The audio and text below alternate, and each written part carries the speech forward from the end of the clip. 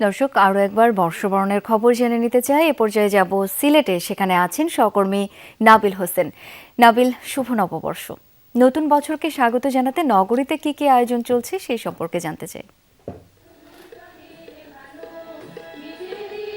শাওন, প্রথমেই আপনাকে নববর্ষের শুভেচ্ছা এবং যমুনার যারা দর্শকরা আছেন তাদেরকে শুভ নববর্ষ জানাচ্ছি। সকাল থেকেই সিলেটের বিভিন্ন আয়োজনের মধ্যে অর্থাৎ উৎসবের মধ্য দিয়েই এই যে পহেলা বৈশাখ অর্থাৎ নতুন বছরকে বরণের যেসব আয়োজন, সেই আয়োজনগুলো সিলেট নগরীতে চলছে। আমরা এই মুহূর্তে আছি ব্লুবার্ড স্কুলের মাঠে এবং সেখানে আমরা যেটি দেখছি, শ্রুতি সিলেট যারা 22 বছর ধরে নতুন বছরকে বরণ করে তাদের নানা আয়োজন থাকে, এবারও তাদের সেই আয়োজন। এবং এখন আসলে গীতবিতান বাংলাদেশের উদ্যোগে যারা শিশু কিশোর বা গীতবিতানে যারা শিল্পীরা রয়েছেন তারা যে গানের মধ্য দিয়ে আসলে এই নববর্ষকে তারা উৎসব আয়োজনের মধ্য দিয়ে তারা বরণ করে নিচ্ছেন। এছাড়াও সিলেট নগরীতে আজকে দিনব্যাপী আয়োজন রয়েছে এবং এই যে শ্রুতির যে বসন্ত বরণ উৎসব বা বর্ষবরণ উৎসব, সেই বর্ষবরণ উৎসবের উদ্বোধন করেছেন কিন্তু শ্রমমন্ত্রী এবং প্রবাসী কল্যাণ মন্ত্রী আরিফুল হক চৌধুরী। উদ্বোধন শেষে তিনি গণমাধ্যমের সাথে কথা বলেছেন। তিনি যেটি জানিয়েছেন, প্রথমতই নববর্ষের শুভেচ্ছা জানিয়েছেন এবং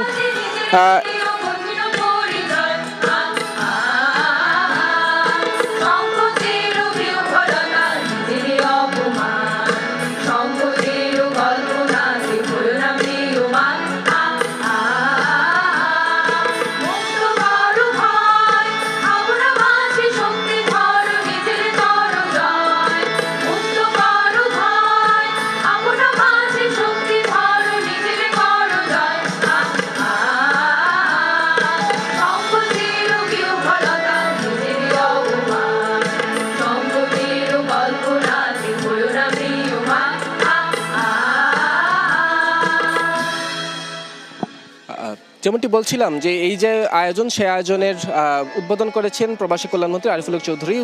উদ্বোধন শেষে তিনি দেশবাসীকে নববর্ষের শুভেচ্ছা জানিয়েছেন এবং পাশাপাশি তিনি বলেছেন যে নতুন সরকার যাতে এই বছরটা আরও ভালো মানুষের জন্য কাজ করতে পারে, বাংলাদেশ যাতে এগিয়ে যায় সেই প্রত্যাশা রেখেছেন। এবং পাশাপাশি তিনি আরেকটি কথা বলেছেন, সেটি হচ্ছে এই যে দেশে নানা আসলে অরাজকতা চলছে বা দেশে নানা বিশৃঙ্খল ঘটনা ঘটছে, সেই ঘটনাগুলোকে তিনি বলছেন যারা দেশের স্বাধীনতা সার্বভৌমত্ব চায়নি এক সময়, তারাই আসলে এই বিশৃঙ্খলা সৃষ্টির তারা করছে। তবে এই যে বাঙালিত্ব নিয়ে যে বাঙালি মানুষ, যে বাংলাদেশি মানুষ, তারা আসলে সকল ষড়যন্ত্র রুখে দিবে সেই প্রত্যাশার কথা তিনি জানিয়েছেন। এবং পাশাপাশি এই আয়োজনগুলোতে যারা আসছেন তারাও বলছেন যে আবহমান কাল থেকে এই বাংলার জনগণ যেই সংস্কৃতি, যে আদর্শ নিয়ে আসলে এগিয়ে যাচ্ছে, সেই আদর্শ সেই সংস্কৃতি নিয়েই আগামীতে দেশ এগিয়ে যাবে, দেশের মানুষ এগিয়ে যাবে।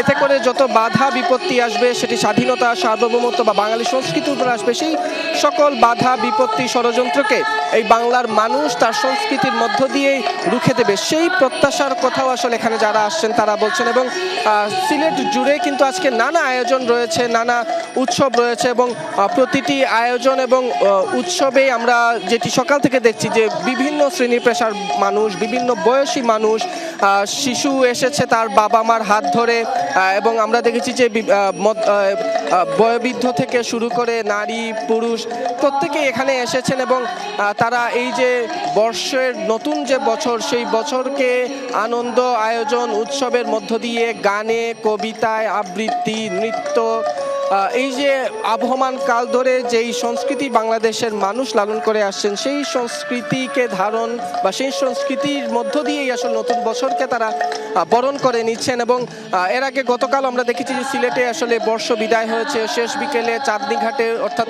সিলেটের সুরমা নদীর পাড়ে বিদায় যে বছর 1432কে বিদায় দেওয়া হয়েছে। এবং আজ সকাল থেকে সিলেটের বিভিন্ন সাংস্কৃতিক সংগঠন, সামাজিক সংগঠন তারা 1433কে আসলে বরণ করে নিচ্ছেন। এবং এই যে বর্ষবরণের যে আয়োজন, সেই আয়োজনগুলো যাতে আসলে নির্বিচ্ছিন্নভাবে থাকতে পারে, সেই আয়োজনগুলো যাতে আসলে নির্বিঘ্নে করা যেতে পারে, সেজন্য আমরা দেখেছি যে আইন শৃঙ্খলা রক্ষাকারী বাহিনী, পোশাকধারী বাহিনীর পাশাপাশি সাদা পোশাকে যারা সদস্যরা রয়েছেন তারাও প্রতিটি অনুষ্ঠানের আশপাশ এলাকা তারা আসলে নজরদারিতে রেখেছেন যাতে কোনো ধরনের অপ্রীতিকর ঘটনা না ঘটে, সেই বিষয়গুলো আমরা আসলে দেখেছি। এবং আমরা একটু যদি গান শোনার চেষ্টা করি আসলে এবং এই যে আনন্দ আয়োজন, সেই আনন্দ আয়োজন আসলে সারা দিনব্যাপী চলবে এবং এই নতুন বছরকে আসলে এই আনন্দ আয়োজনের মধ্য দিয়ে যাতে বরণ করে যে অতীতে আমরা যেভাবে দেখেছি যে বিপুল সংখ্যক মানুষ আসলে এই আনন্দে যুক্ত হন, আজ সকাল থেকে আসলে সেটি আমাদের চোখে পরিলক্ষিত হচ্ছে। শাওন।